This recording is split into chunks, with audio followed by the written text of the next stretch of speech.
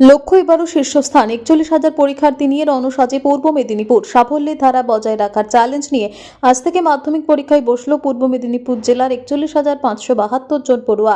মেধার জেলা হিসেবে পরিচিত এই জনপদে সকাল থেকে ছিল সাজো সাজো রব। প্রতিটি পরীক্ষা কেন্দ্রে পরীক্ষার্থীদের গোলাপ ফুল ও পেন দিয়ে বরণ করে নেন শিক্ষকেরা। পর্ষদের কড়া নজরদারি আর নিশ্চিত নিরাপত্তার মধ্য দিয়ে শুরু হওয়া এই পরীক্ষায় জেলার পরীক্ষার্থীরা যাতে নির্বিঘ্নে পরীক্ষা দিতে পারে তার জন্য বিশেষ বাস ও পুলিশি সহায়তার ব্যবস্থা করেছে জেলা প্রশাসন। গত কয়েক বছরের মতো এবারও পাশের হারে রেকর্ড গড়ায় এখন মূল লক্ষ্য ৪১,০০০ কলম সৈনিকের।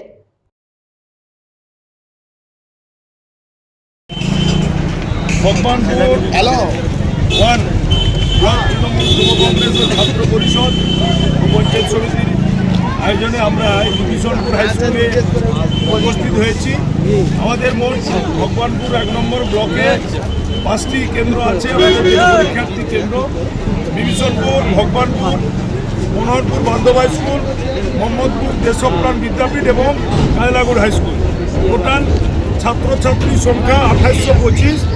আমরা তৃণমূল যুব কংগ্রেস এবং ছাত্র পরিষদের পক্ষ থেকে প্রত্যেকটি ক্যাম্পে স্কুল গেটের সামনে আমরা গোলাপ এবং পেন দিয়ে আগত সকল মাধ্যমিক পরীক্ষার্থীদের শুভেচ্ছা, শুভকামনা এবং সাফল্য কামনা করি।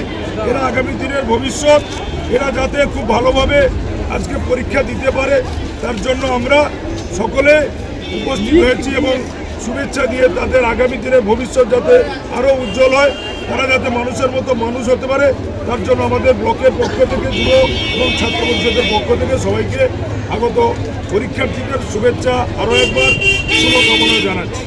আপনার নাম?